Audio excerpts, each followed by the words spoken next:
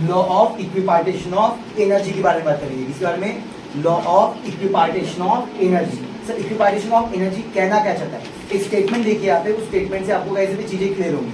Statement क्या बोला है? ये स्टेटमेंट आपसे 2 मिनट में याद देने वाला हो, इसलिए स्टेटमेंट अच्छी तरीके से कैसे यहाँ पे दिमाग में बन लीजिए। जहाँ पे आपको कोई क्वेरी हो या डाउट हो, अपना डाउट क्लियर करेंगे। और गैस इन थर्मल इक्विलिब्रियम, अगर कोई गैस है जो किसमें है? थर्मल इक्विलिब्रियम में। अगर कोई गैस है thermal equilibrium, what is the meaning of thermal equilibrium? Thermal equilibrium का मतलब क्या होता है? जहाँ पे टेम्परेचर क्या हो? कांस्टेंट हो। थर्मल इक्विलिब्रियम का मतलब क्या होता है? टेम्परेचर क्या होना? कांस्टेंट होना है। मतलब जो गैस ले रहे हो, गैस कैसी टेम्परेचर में चाहिए? कांस्टेंट टेम्परेचर में चाहिए, थर्मल इक्विलिब्रियम में चाहिए। क्या चाहिए? Thermal equilibrium. ये वर्ड आप इसके बाद के चैप्टर में बहुत ज्यादा इस्तेमाल करने वाले हो, ठीक है? आपके मम्मी से लेकर गाइस यहाँ पे आपके डेली लाइफ तक, ठीक है, आप थर्मल इक्विलिब्रियम का इस्तेमाल करते हो। जैसे अगर आपको कभी गर्मी हुई, ठीक है, या फिर आपको बुखार आया, तो आप मम्मी को बोलते हो मम्मी ओके चेक कर, ठीक है, बुखार है कि नहीं करके। मम्मी क्या चेक करती? बॉडी का थर्मल इक्विलिब्रियम।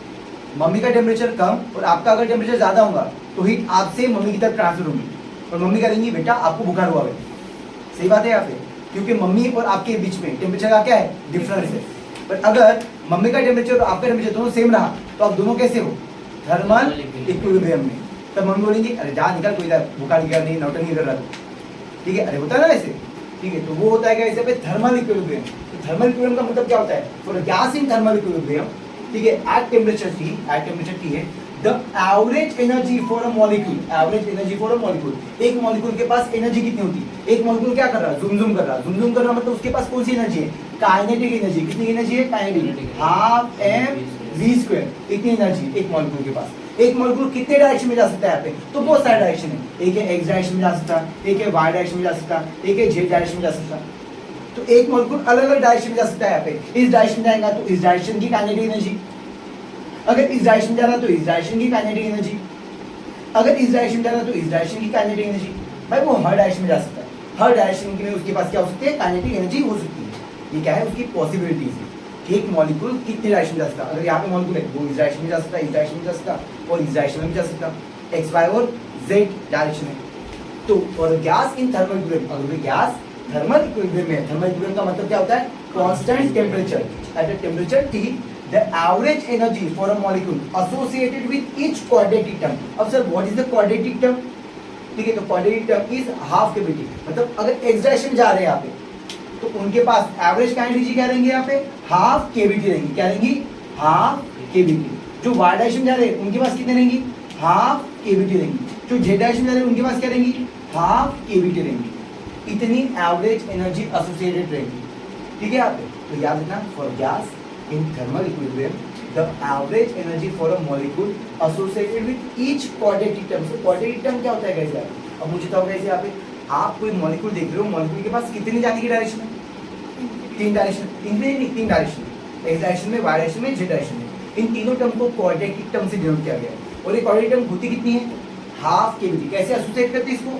हाफ kVt से। एक्स डायरेक्शन जा रहे तो हाफ kVt, वाई डायरेक्शन जा रहे तो हाफ kVt, जेड डायरेक्शन जा रहे तो हाफ kVt। अगर नंबर ऑफ मॉलिक्यूल 1 है तो 1 हाफ kVt, अगर नंबर ऑफ मॉलिक्यूल n होंगे तो n हाफ kVt। याद रहेगा इस तरीके से? पक्का? ठीक। तो ये जो डेफिनेशन याद हो जाएंगी। kb होता है बोल्ट्जमैन कांस्टेंट। ये जो kb है बेटा यहाँ पे इसको कहते हैं बोल्ट्जमैन कांस्टेंट, बोल्ट्जमैन कांस्टेंट, ठीक है आपके।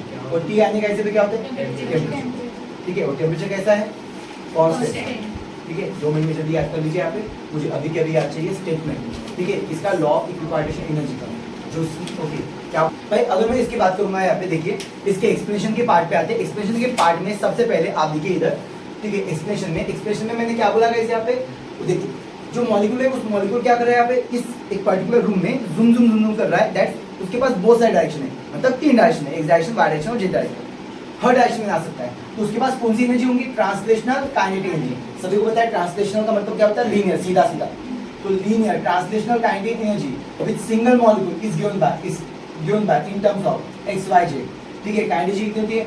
Half m vx², half m vy², half m vz²। क्या ये काइनेटिक एनर्जी रहेंगी?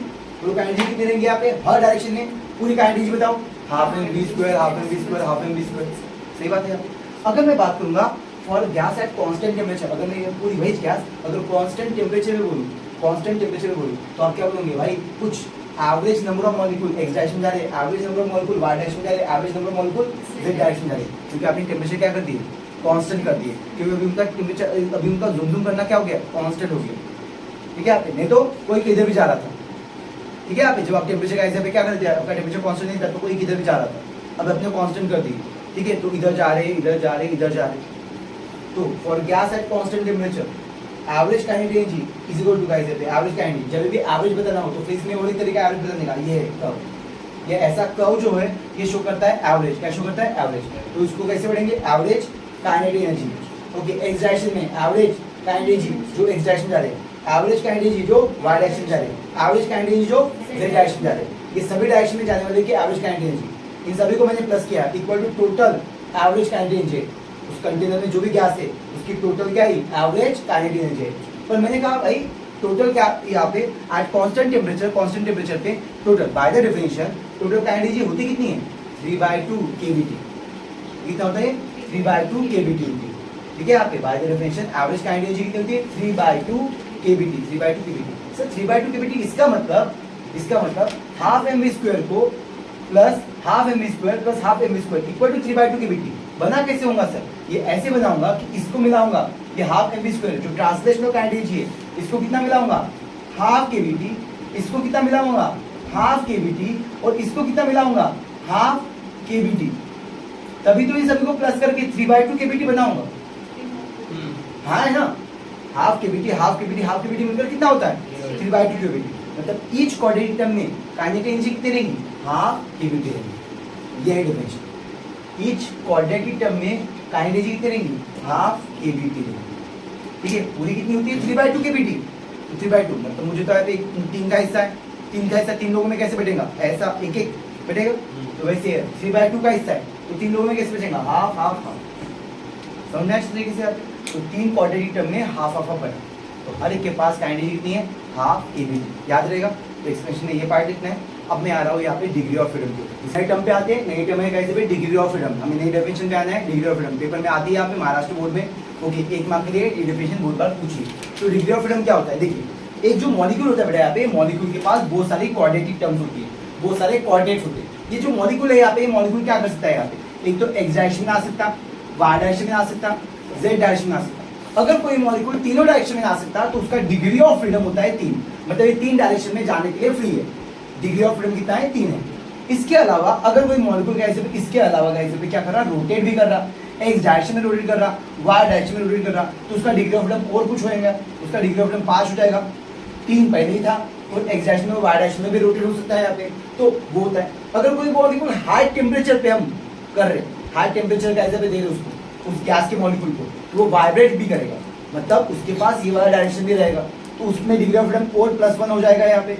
ठीक है, तो ये सभी का ऐसे पे क्या जो क्वांटिटी है, जस्ट एग्जांपल दे रहा हूँ मैं अभी, मैं बाद में बताऊंगा आपको कि मैं बोल क्या रहा हूँ। मैं ये बोल रहा हूँ यहाँ पे कि एक मॉलिक्यूल अलग अलग, उसके पास अलग अलग डिग्री ऑफ फ्रीडम होते हैं, अलग अलग कोऑर्डिनेट्स होते हैं, अलग अलग इंडिपेंडेंट क्वांटिटी होती है, जिससे हम ये बता सकते हैं कि मॉलिक्यूल एक्स डायरेक्शन जा रहा है, वाई डायरेक्शन में जा रहा है, जेड डायरेक्शन जा रहा है, साथ में क्या वो रोटेट कर रहा है, साथ में क्या वो वाइब्रेट कर रहा है। ये अलग अलग टर्म्स है जिससे हम बताते हैं यहाँ पे कि वो मॉलिक्यूल की डिग्री ऑफ फ्रीडम क्या है। तो डिग्री ऑफ फ्रीडम होता क्या है पहले वो सुनो।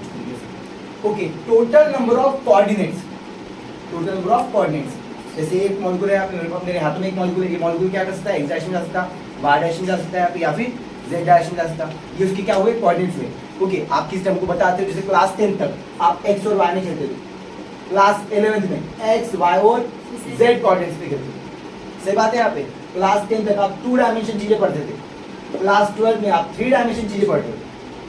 ठीक है, यहाँ पे ये क्या है, कोऑर्डिनेट्स है, क्या है, कोऑर्डिनेट्स। तो the total number of coordinates और इंडिपेंडेंट क्वांटिटी, ऐसी क्वांटिटी जो किसी और क्वांटिटी पे डिपेंड ना करे। इंडिपेंडेंट क्वांटिटी, मैं जा रहा हूँ एक्स डायरेक्शन में, जा रहा हूँ वाई डायरेक्शन में, जा रहा हूँ जेड डायरेक्शन में, हाँ जा रहा है।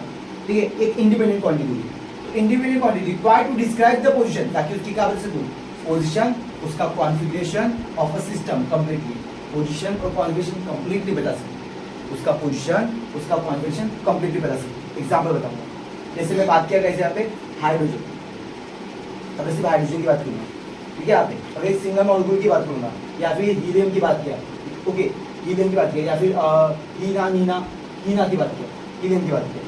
ठीक है, यहाँ पे अगर मैं हीलियम की बात करता हूँ, भाई सिंगल है, ठीक है, यहाँ पे ये किस डायरेक्शन में आ सकता है, एक्स डायरेक्शन में आ सकता है, वाई डायरेक्शन में जा सकता, जेड डायरेक्शन में जा सकता। तो इसका डिग्री ऑफ फ्रीडम कितना है यहाँ पे 3, इसका डिग्री ऑफ फ्रीडम कितना है 3। तो ये है मोनो एटॉमिक है, क्या ये मोनो एटॉमिक है, मोनो एटॉमिक मतलब जिसमें सिंगल एटम है, ठीक है यहाँ पे ये सिंगल एटम है। अगर मैं बात करूंगा हाइड्रोजन गैस H2 या O2 की बात करूंगा O2, ये क्या है इसमें 2 मॉलिक्यूल्स हैं OO 2 आइटम्स, ठीक है यहाँ पे। तो ये क्या कर सकता है, ये एक्स डायरेक्शन में जा सकता है, वाई डायरेक्शन में जा सकता है, जेड डायरेक्शन में जा सकता है, खुद के एक्सिस में रोटेट भी हो सकता है। तो इसकी पोजीशन और इसका कॉन्फ़िगरेशन अलग है, इसकी पोजीशन और इसका कॉन्फ़िगरेशन अलग है। दोनों की पोजीशन और दोनों का कॉन्फ़िगरेशन बताने के लिए, दोनों की पोजीशन और दोनों का कॉन्फ़िगरेशन बताने के लिए जो चीज है उसको कहते हैं डिग्री ऑफ फ्रीडम, ठीक है यहाँ पे degree of freedom. Just example की बात करूंगा, ओके मुझे बताओ यहाँ पे कोई बच्चा है, उस बच्चे वो बच्चे का कैसे यहाँ पे बच्चे के ऊपर उनके मम्मी पापा का प्रेशर है यहाँ पे, तो उसका डिग्री ऑफ फ्रीडम क्या होता है यहाँ पे, वो जाता है एग्स डायरेक्शन जाएगा, स्कूल जाएगा, घर जाएगा, ट्यूशन जाएगा, ये हुआ। कोई बच्चा यहाँ पे जिसके ऊपर मम्मी पापा का कोई टेंशन ही नहीं, ठीक है यहाँ पे, उसका डिग्री ऑफ फ्रीडम क्या रहेगा, कहीं भी जा सकते हैं। उसके डायमेंशन अलग अलग है, उसके कोऑर्डिनेट्स अलग अलग है। आप लोगों के कोऑर्डिनेट्स क्या है, एक्स वाई और जेड, स्कूल जाना, घर जाना, ट्यूशन जाना, घर जाना, ट्यूशन जाना, यही। इसके अलावा कोई डायमेंशन है आपका, हाँ है ना, ठीक है। आप जैसे बोला यहाँ पे चलना, यहाँ पे क्लास के बाद में सुट्टा नहीं ना, यहाँ पे ऐसा होता है ये नहीं ना, यहाँ पे कोई तीसरा डायमेंशन नहीं है, चौथा डायमेंशन नहीं है, आप इसी कोऑर्डिनेट्स में खेलते, सही बात है यहाँ पे। अरे हाँ वो बोलती है वो ऐसी बोल रही है, ऐसा ऐसा कर रही है। अच्छा हम चलेंगे सुट्टा। नहीं वो ऐसा बोल रही है यहाँ पे कि मैं के लिए हो गया यहाँ पे, ऐसा बोलती है, पलट रही है अभी ठीक है, ठीक है ठीक है। तो भाई उसको कहते हैं डिग्री ऑफ फ्रीडम। हम किस तरीके से एक मॉलिक्यूल का डिग्री ऑफ फ्रीडम बता सकते हैं। What is degree of freedom, एक बार फिर सुनो, द नंबर ऑफ कोऑर्डिनेट्स और independent quantity, the number of coordinates और independent quantity required to describe the complete position, उसकी कंप्लीट पोजीशन और कॉन्फ़िगरेशन, कॉन्फ़िगरेशन उस सिस्टम में इसका कॉन्फ़िगरेशन क्या है, ठीक है। आप वो किस तरह से ये पूरे सिस्टम में तो हीलियम का इसे किस तरीके से नाच सकता है, ये किस तरीके से नाच सकता है ऑक्सीजन, ठीक है, उसका कॉन्फ़िगरेशन बता सके, ठीक है। इसको हम क्या कहते हैं, डिग्री ऑफ फ्रीडम। क्या कहते हैं, याद रहेगा क्या होता है डिग्री ऑफ फ्रीडम यहाँ पे, टोटल नंबर ऑफ कोऑर्डिनेट्स और independent quantity required to describe the complete position and configuration of system, ठीक है। आप इसको बोलेंगे डिग्री ऑफ फ्रीडम। जल्दी फ्रांस 2 मिनट में याद चाहिए, हो गया। चलिए देखिए, अभी हमने बात की थी यहाँ पे डिग्री ऑफ फ्रीडम के बारे में। डिग्री ऑफ फ्रीडम के बाद में हम बात करेंगे यहाँ पे डिग्री ऑफ फ्रीडम के टाइप, ठीक है। तो हम क्लासिफाई करते हैं डिग्री ऑफ फ्रीडम को। Degree of freedom are classified as guys, पहला है ट्रांसलेशनल डिग्री ऑफ फ्रीडम, मतलब अगर कोई मॉलिक्यूल ट्रांसलेशनल एक्स डायरेक्शन जा रहा, वाई डायरेक्शन जा रहा, जेड डायरेक्शन जा रहा, इसको कहते हैं ट्रांसलेशनल, ट्रांसलेशनल जा रहा है। तो ट्रांसलेशनल डिग्री ऑफ फ्रीडम कौन सा, ट्रांसलेशनल। ये गाइस यहाँ पे ज्यादातर मोनोएटॉमिक जो गैस होते हैं, मोनोएटॉमिक गैस की मॉलिक्यूल, जैसे गाइस यहाँ पे हुआ हीलियम, हीना, नीना और करना, ये सभी क्या है, मोनोएटॉमिक है, ठीक है। जो नोबल गैस के एलिमेंट है वो मोनोएटॉमिक है। ये जो होते हैं गाइस यहाँ पे, ये क्या करते हैं यहाँ पे, मोनोएटॉमिक जो होते हैं वो ट्रांसलेशनल डिग्री ऑफ फ्रीडम करते हैं, एक्स डायरेक्शन जाएंगे, वाई डायरेक्शन जाएंगे, जेड डायरेक्शन जाएंगे, तो इनका डिग्री ऑफ फ्रीडम तो ट्रांसलेशन होता है। ट्रांसलेशन में जो मोनोएटॉमिक होते हैं वो मोनोएटॉमिक क्या करते हैं, ट्रांसलेशनल डिग्री ऑफ फ्रीडम करते हैं। ट्रांसलेशनल डिग्री ऑफ फ्रीडम कितना होता है, 3। अगर कोई मॉलिक्यूल है गाइस यहाँ पे ट्रांसलेशनल डिग्री ऑफ फ्रीडम कर रहा है यहाँ पे, ठीक है, वो एक्स डायरेक्शन जा रहा, वाई डायरेक्शन में जा रहा, जेड डायरेक्शन में जा रहा, तो उसका डिग्री ऑफ फ्रीडम कितना होता, उसका डिग्री ऑफ फ्रीडम होता है 3। कितना होता, 3 होता। देन उसके बाद में मैं आता हूँ यहाँ पे रोटेशनल। अगर कोई मॉलिक्यूल गाइस यहाँ पे क्या है, वो ओके, अगर कोई मॉलिक्यूल है वो एक्स डायरेक्शन में भी जा रहा, वाई डायरेक्शन जा रहा और जेड डायरेक्शन जा रहा, साथ में अपने एक्सिस के अराउंड में गाइस यहाँ पे रोटेट भी कर रहा, क्या कर रहा, रोटेट, ठीक है। यहाँ पे ये एक्स डायरेक्शन में जा रहा, वाई डायरेक्शन में जा रहा और जेड डायरेक्शन में जा रहा, ओके, और ऐसे रोटेट हो रहा 2 डायमेंशन में, तो उसका डिग्री ऑफ फ्रीडम कितना होगा गाइस यहाँ पे, 2 और 3 होता है ट्रांसलेशन में, तो कितना होगा, 5। पहले 3 था, 3 तो था, एक्स वाई में जा रहा था, साथ में रोटेट भी हो रहा, तो डिग्री ऑफ फ्रीडम कितना हो जाएगा, 5, ठीक है। जैसे मैं ऑक्सीजन की बात किया, ठीक है, आपने किसकी बात किया, ऑक्सीजन की बात किया। और अगर मैं SO2 की बात करता हूँ, SO2, S double bond O, इसकी बात करता हूँ, तो इसका डिग्री ऑफ फ्रीडम क्या होता है कैसे यहाँ पे, ओके, इसका डिग्री ऑफ फ्रीडम कैसे पे क्या होता है यहाँ पे, ये क्या करता है यहाँ पे, ये ट्रांसलेशन तो कर रहा है, साथ में गोल भी घूम रहा है, तो इसका डिग्री ऑफ फ्रीडम कितना होता है, 5।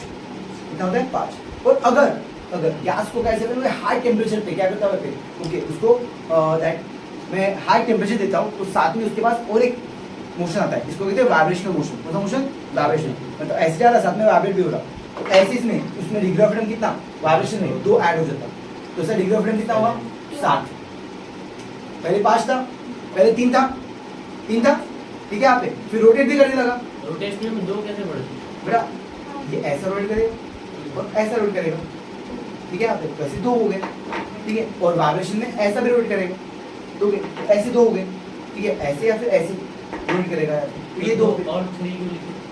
2 और 3, इसमें अगर यहाँ पे CO2 ऐसे कुछ अलग मॉलिक्यूल रहे तो उसके लिए कैसे 2 के जगह पे 3 भी रहता है, ठीक है, 2 के जगह पे 3 भी रहता है, वो 3 एक्सिस के अराउंड में भी, ओके, एक्स एक्सिस के अराउंड में, वाई एक्सिस के इनफिनिटी अराउंड वाला में, है। ओके, ऐसा, हाँ, नहीं ऐसा होता है यहाँ पे, आपने केमिस्ट्री में पढ़े होंगे, केमिस्ट्री में ज़्यादातर ये पार्ट है, अभी आपको सर पढ़ाएंगे, ठीक है, इनऑर्गेनिक पढ़ाएंगे, ऑर्गेनिक नहीं इनऑर्गेनिक पढ़ाएंगे, तो इनऑर्गेनिक में ये टर्म्स आएंगे, तो वहाँ पर आपको आता है कैसे आता है vibrational, vibrational degree of freedom कितना होता है 2 आता है, कितना आता है 2 आता है, क्या क्लियर रहेगा? तो बताओ डिग्री ऑफ फ्रीडम कितने टाइप के हैं? 3, रोटेशनल, ट्रांसलेशनल और वाइब्रेशनल। अगर क्या रहा ट्रांसलेशनल रहा, ट्रांसलेशन में डिग्री ऑफ फ्रीडम कितना होता है 3, ट्रांसलेशन में डिग्री ऑफ फ्रीडम 3, ठीक है, अगर रोटेशन रहा तो कितना प्लस होगा 2, 2 है 3, 2 ऐड होगा, 3 और 2 5, 3 और 2 5, और अगर बहुत हाई टेम्परेचर दिखा रहा, क्वेश्चन में लिखा रहा हाई टेम्परेचर है तभी कितना ऐड करेंगे +2 ऐड करेंगे, वाइब्रेशन, वाइब्रेशन में कितना होता है +2, याद रहेगा इस तरीके से। जैसे अगर मैं बात किया ट्रांसलेशनल का एनर्जी, तो ट्रांसलेशन का एनर्जी ट्रांसलेशन है तो उसके पास कितना 3 तरीके से आ सकता है, एक्स डायरेक्शन में, वाई डायरेक्शन में या फिर जेड डायरेक्शन में, तो 3 डायरेक्शन में का एनर्जी रहेंगी, half M we x square, half M we Y square और half M V Z square. अगर मैं बोला रोटेशनल का एनर्जी, भाई वो रोटेट भी कर रहा तो कैसे भी 2 या 3 डायरेक्शन में क्या कर सकता है रोटेट कर सकता है, तो हाफ आई ओमेगा स्क्वायर, पता है ना जब कोई बॉडी अपनी एक्सिस के अराउंड में रोटेट करती है तो वहाँ पे half I moment of inertia आता है, half I omega X square, half I omega Y square, half I omega Z square. और अगर हाई टेम्परेचर है तो वहाँ पे कैसे पे 2 काइनेटिक हो रहेंगे, हाफ एम यू स्क्वायर और हाफ के आर स्क्वायर, ये भी क्या रहेंगे यहाँ पे उसकी वाइब्रेशनल काइनेटिक एनर्जी रहेगी। क्या क्लियर रहेगा सभी को? वाइब्रेशनल कैसा निकला? नहीं हाफ एम वी स्क्वायर है तो भाई ये half M U square, half K R square यहाँ पे क्या R square radius of gyration की टर्म में हाफ एम याद है यहाँ पे, तो उसके टर्म में कैसे तो half M U square plus half K R square उसके टर्म में बताया, वैसे आपको ये आता नहीं तो इसका पेपर में डेरिवेशन सिर्फ यही लिखना पड़ता है 2 और 3 है 0 2 है 0 हो सकता है कि टेम्परेचर ना हो, टेम्परेचर नहीं तो वाइब्रेशनल डिग्री ऑफ फ्रीडम कितना रहेगा 0 रहेगा, तो ये नहीं आता आपको, ये कैसे पे इसमें आपको ये पूछ सकता है कि ऐसे यहाँ पे ट्रांसलेशन का एनर्जी कितनी होती है तो 3 होती है, half K X square half K Y square half M we Z sorry half M लिखना था, half M we x square, half M we Y square, half M V Z square मुझे बोलना है, ये रहेगा इस तरीके से, ठीक है। चलो अभी नहीं क्या गाइस यहाँ पे जाते हुए एक रिलेशन देखकर जाते हैं यहाँ पे, वो है गाइस यहाँ पे आपका स्पेसिफिक हीट कैपेसिटी का रिलेशन, मेयर्स रिलेशन, कौन सा रिलेशन? Mayer's relation. ये पेपर में इस साल आने के चांसेस बहुत ज़्यादा है, मेयर्स रिलेशन इसके पहले भी पेपर में आ चुका है, ठीक है। तो मेयर्स रिलेशन गाइस यहाँ पे होता क्या है, किस तरीके से हम निकालते हैं यहाँ पे, वो देखिए Cp minus C V is equal to R, ये रिलेशन हमें निकालना है, Cp minus C V equal to R, ये मेयर्स रिलेशन हमें निकालना है। देखिए सबसे पहले मैं गाइस पे क्या कर रहा हूँ यहाँ पे स्पेसिफिक हीट कैपेसिटी, ठीक है, हमें निकालना है मेयर्स रिलेशन, टॉपिक का इस्तेमाल करके स्पेसिफिक हीट कैपेसिटी टॉपिक का इस्तेमाल करके हमें मेयर्स रिलेशन निकालना है। सबसे पहले मैंने क्या किया यहाँ पे एक सिलेंडर लिया, ठीक है, गैस का एक चेंबर लिया, एक सिलेंडर लिया, इस सिलेंडर के अंदर क्या किया 1 मोल की आइडियल गैस लिया, 1 मोल की क्या लिया आइडियल गैस लिया, इस सिलेंडर के ऊपर एक पिस्टन है, ठीक है, यहाँ पे ये पिस्टन कैसे यहाँ पे लाइट है, हल्का सा है, यहाँ पे फ्रिक्शन लेस है, एयर टाइट पिस्टन है, पिस्टन पता है सभी को अच्छी तरीके से, ओके इंजेक्शन भी देते हैं यहाँ पे, वो पता है पिस्टन आगे पीछे करते तो वैसा पिस्टन, ठीक है, या फिर नहीं आप कैसे पे हवा भरते हो, हवा भरने वाला जो कैसे पे जो टर्मिनल होता है उसको कहते हैं पिस्टन कहते हैं, तो ये पिस्टन है। ये जो सिलेंडर है यहाँ पे सिलेंडर का कैसे प्रेशर वॉल्यूम टेम्परेचर क्या है कांस्टेंट है, ठीक है, यहाँ पे Tn है प्रेशर, Vn है वॉल्यूम और Tn है टेम्परेचर है। यहाँ तक क्लियर है इस तरीके से, पॉइंट उंगलियों में पूछने वाला हो, यहाँ पे उंगलियों में पूछने वाला देखो गैस इज हीटेड, अगर मैं गैस को हीट करता हूँ यहाँ पे, ओके तीसरे और चौथे पॉइंट पे ध्यान देना, अभी कभी याद भी हो जाना चाहिए, इफ गैस इज हीटेड अगर मैं गैस को हीट करता हूँ यहाँ पे so that its temperature rises by dt, okay gas का टेम्परेचर धीरे धीरे बढ़ना शुरू हो जाएगा, तो dt मतलब जहाँ पे dt लगा मतलब वहाँ पे टेम्परेचर थोड़ा थोड़ा बढ़ रहा है, धीरे धीरे बढ़ रहा है, but the volume remain constant, volume जैसे का वैसा है, वॉल्यूम नहीं बढ़ रहा, वॉल्यूम समझ में आता है इस तरीके से, जैसे मैंने कहा कैसे पे कोई गैस है वो एक्सपांड हो रही है, तो ऐसी गैस एक्सपांड नहीं हो रही उसका टेम्परेचर बढ़ रहा है। जैसे आप मुझे बताओ सबसे पहले आपने दूध को उबालने के लिए रख दिया, दूध जैसे रख दिया पे वैसे उबलना चालू हो जाता है क्या, वैसे उसका वॉल्यूम बढ़ना चालू हो जाता है क्या, नहीं, सबसे पहले क्या होता है यहाँ पे हर एक मॉलिक्यूल की इंटरनल एनर्जी बढ़ती है, हर एक मॉलिक्यूल पहले गर्म होगा, पहले गर्म कैसे पे हीट मिलेगी उसको, तो पहले सभी मॉलिक्यूल हीट करते क्योंकि गर्म होते हैं, उसके बाद में कैसे वो क्या करता है उबलता है, उसका वॉल्यूम बढ़ता है, ठीक है। तो वैसे ही यहाँ पे ओके हर एक का but volume remain constant, volume थोड़ा थोड़ा कैसे भी हीट इसको मिल रही है हर एक मॉलिक्यूल को, ठीक है, but volume remain constant, then the amount of heat supplied ठीक है यहाँ पे dQ1। तो आपने तो हीट्स दी है, आपने कितनी हीट दी बेटा यहाँ पे? सर आपने दी है dQ1, कितनी अमाउंट ऑफ हीट दी है? dQ1 अमाउंट ऑफ हीट दी है, is used to increase the internal energy. भाई कैलकुलेट जा रही है इंटरनल एनर्जी बढ़ाने के लिए, हीट जा ला रही है, ये इंटरनल एनर्जी बढ़ाने के लिए जा रही है। कहाँ जा रही है? इंटरनल एनर्जी बढ़ाने के लिए, ठीक है। आप इस सिस्टम की इंटरनल एनर्जी बढ़ाने के लिए जा रही है, is used to increase the internal energy of gas, gas की इंटरनल एनर्जी, गैस की इंटरनल एनर्जी ले लेगा। इस तरीके से आपने पानी रख दिया गर्म होने के लिए, तो गाइस पे डायरेक्ट पानी गर्म होता है क्या? नहीं, पहले उसकी क्या बढ़ती है? Internal energy. एक एक मॉलिक्यूल गाइस उस गर्मी को क्या करता है? एब्जॉर्ब करता है, पहले खुद की इंटरनल एनर्जी बढ़ाता है, तो इंटरनल एनर्जी बढ़ेगी। Since volume remain constant, volume change हुआ क्या? वॉल्यूम एक्सपांड हुआ क्या? नहीं, वॉल्यूम जैसे का वैसा ही है यहाँ पे, तो कुछ वर्डन हुआ क्या? क्या ऊपर का पिस्टन ऊपर आएगा क्या? पिस्टन ऊपर आएगा क्या? क्या गैस एक्सपांड हुई क्या? नहीं, तो पिस्टन ऊपर आने वाला है क्या? पिस्टन ऊपर आया नहीं तो वर्डन होगा क्या? वर्डन कितना हुआ? Zero. No work is done, no work is done in moving a piston, piston ऊपर आने वाला नहीं है, तो मुझे बताओ कैसे? तो आपने हीट दी dQ1, ये गई कहाँ पे? इंटरनल एनर्जी बढ़ाने में, इंटरनल एनर्जी बढ़ाने में, इंटरनल एनर्जी बढ़ाने में, तो इंटरनल एनर्जी का फॉर्मूला होता है यहाँ पे NCV। भाई इंटरनल एनर्जी का फॉर्मूला होता है NCV dt। क्या होता है? NCV dt। ये फॉर्मूला आएगा कहाँ पे आएगा? ये फॉर्मूला थर्मोडायनामिक्स में आएगा, थर्मोडायनामिक्स में आएगा, क्लास 11 में भी हो चुका है, और अभी थर्मोडायनामिक्स में आएगा। पर उसके पहले हम किस में पढ़ रहे हैं? KTC में पढ़ रहे हैं। यहाँ पे नंबर ऑफ मॉलिक्यूल कितने हैं? नंबर ऑफ मोल्स कितने हैं? 1। बताओ यहाँ पे कितना है? CV dt। आपने जो हीट दी है वो किस में चली गई? इंटरनल एनर्जी बढ़ाने में, और इंटरनल एनर्जी क्या होती है? CV into dt। क्या होती है? CV into dt। CV यानी क्या होता है? Molar specific heat of gas at a constant volume. CV यानी कांस्टेंट वॉल्यूम, मोलार। CV यानी molar specific heat at a constant volume, molar specific heat of gas at a constant volume. ये होगा कि यहाँ तक क्लियर है पक्का? आपने स्टार्टिंग में हीट दी, गई कहाँ पे? वो गई मॉलिक्यूल की इंटरनल एनर्जी बढ़ाने में, और इंटरनल एनर्जी का फॉर्मूला है यहाँ पे CV dt, एक मोल की, ठीक है यहाँ पे CV dt। On other hand, अब फिर से हमने क्या किया यहाँ पे? On other hand if gas is heated, gas को और हीट कर रहा हूँ, ठीक है यहाँ पे, same temperature at a constant pressure. Pressure कैसे है यहाँ पे? कांस्टेंट, ठीक है यहाँ पे इस पूरे चैम्बर का प्रेशर क्या है? कांस्टेंट है, उसी टेम्परेचर पे। Okay, the volume of gas increase. अब वॉल्यूम ऑफ गैस क्या होगा? इंक्रीज होना। प्रेशर कुकर इस्तेमाल करते हो? प्रेशर कुकर क्या करता है? पहले इंटरनल एनर्जी बढ़ाता है, ठीक है, पहले क्या करता है? इंटरनल एनर्जी बढ़ाता है, और इंटरनल एनर्जी जब बढ़ जाती है यहाँ पे और हीट देते रहते हो, ठीक है, पूरा चैम्बर को क्लोज करके रखिए, मतलब आप प्रेशर क्या रखते हो? कांस्टेंट, प्रेशर को चेंज होने देते नहीं हो, ठीक है, इसलिए प्रेशर कुकर कहते हैं यहाँ पे। द वॉल्यूम ऑफ गैस, बाद में क्या होता है? गैस का वॉल्यूम क्या होता है? इंक्रीज होता है, और जो पिस्टन है वो ऊपर उठता है, ठीक है, सीटी बचती है, ठीक है, सीटी बचती है। तो gas increase by amount CdV का एग्जांपल है, वो जो पिस्टन है वो पिस्टन क्या हुआ? dV वॉल्यूम से क्या हुआ?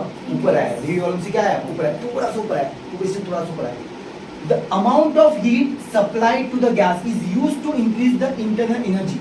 जो आप हीट दे रहे हो वो क्या के लिए इस्तेमाल हो रही है? इंटरनल एनर्जी बढ़ानी है, और of a gas as well as move the piston, piston को मूव करने के लिए बैकवर्ड, ठीक है यहाँ पे, टू अलाउ द एक्सपेंशन, ताकि एक्सपेंशन हो सके। भाई तू जा, पिस्टन ऊपर जा, ये पिस्टन अभी ऊपर जाएगा, ताकि क्या हो सके यहाँ पे? एक्सपेंशन हो सके यहाँ पे। The work done to move the piston by work done, work done का फॉर्मूला क्या होता है? PdV। पढ़ेंगे यहाँ पे बर्डन का फॉर्मूला, केमिस्ट्री पढ़े होंगे PdV।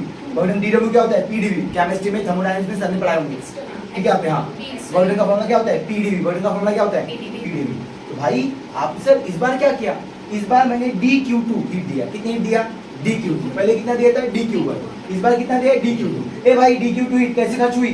पहले तो इंटरनल एनर्जी बढ़ी, बाद में पिस्टन ऊपर उठा, मतलब वर्डन हुआ। क्या इंटरनल एनर्जी का फॉर्मूला पता है मुझे? CdV। तो यहाँ पे मैं क्या लिख सकता हूँ? CdV, ठीक है भाई, dQ2 इसको लिखेंगे एट कांस्टेंट प्रेशर पे होना है, तो उसका फॉर्मूला होता है CP इंटू dt। क्या होता है? CP into dt। इस बार इंटरनल एनर्जी का फॉर्मूला होगा CP इंटू dt। क्या याद रहेगा इस तरीके से? पक्का, ठीक है। तो CP इंटू dt यहाँ तक क्लियर रहेगा? सभी ध्यान दीजिए अच्छे तरीके से, यहाँ पे सभी ध्यान दीजिए। मैंने बात किया पे dQ2 का, ऐसे पे कितने किसमें खर्च हुई? पहले तो इंटरनल एनर्जी बढ़ी, बाद में वर्डन हुआ, ठीक है, किसके बाद हुआ? CP dt, क्योंकि सब कुछ क्या हो रहा है? कांस्टेंट प्रेशर पे, तो CP इंटू dt। यही इक्वेशन मैंने कहा ऐसे पे एज इट इज यहाँ पे लिया, d plus dW CP dt। क्या लिखा? From equation 1 and 2। CP क्या होता है? Molar specific heat at constant pressure, volume नहीं चाहिए था, प्रेशर चाहिए था, ठीक है, ये ना प्रेशर। अब देखो यार भाई, फ्रॉम 1 एंड 2, इक्वेशन नंबर 1 और 2 का इस्तेमाल किया मैंने यहाँ पे। ये इक्वेशन नंबर 2 लिखा है यहाँ पे, dE plus dW equal to CP dt। और भाई d की वैल्यू क्या थी? d की वैल्यू क्या थी? CV into dt। तो यहाँ पे लिखा d की जगह पे CV इंटू dt। ये गाइस इधर प्लस है, ये इधर प्लस है, इधर क्या हो जाएगा? माइनस। तो देखो Cp dt ये प्लस हो जाकर माइनस Cv dt, ये आया। ये dw जैसे का वैसा, ये जो dw है ये dw जैसे का वैसा, इन दोनों में से कॉमन क्या निकलता dt, तो Cp minus Cv okay into dt।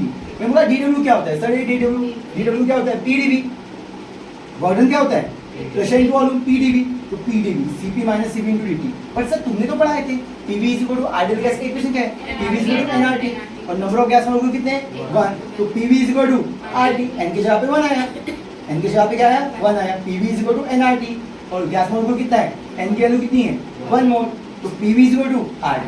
क्या मैं P जैसे का V की जगह पे dV लिख दूं इक्वल टू R जैसे का इसकी जगह पे dt, मैंने इसको टाइम के साथ थोड़ा ओके, इतने टेम्परेचर पे इतना वॉल्यूम बढ़ा, ठीक है यहाँ पे, तो PdV इक्वल टू RdT। तो जहाँ पे PdV दिखा मैंने वहाँ पे क्या लिख दिया RdT, जहाँ पे PdV दिखा वहाँ पे मैंने क्या लिख दिया RdT। जहाँ पे हम जानते हैं गाइस, यहाँ पे क्या जानते हैं, यहाँ पे भाई PV is equal to RT, तो मैंने PdV के जहाँ पे क्या लिख दिया गाइस, यहाँ पे क्या लिख दिया RdT, ये लिख दिया मैंने, तो इसके जहाँ पे लिख दिया RdT, और इधर क्या हुआ Cp माइनस Cv dt, बेटा dt से dt, तो देयरफॉर आपका मेयर्स रिलेशन आया Cp minus Cv is equal to R, this is Mayer's relation. ये सिर्फ एक मॉलिक्यूल है। हाँ एक मॉलिक्यूल के लिए Cp minus Cv is equal to R, Cp minus Cv is equal to R, किसके लिए गाइस यहाँ पे Cp माइनस Cv, Cp क्या होता है molar specific heat at constant pressure, Cv क्या होता है molar specific heat at constant volume, R क्या होता है गाइस यहाँ पे गैस कांस्टेंट, याद रहेगा इस तरीके से, तो Cp minus Cv is equal to R, Cp minus Cv is equal to R।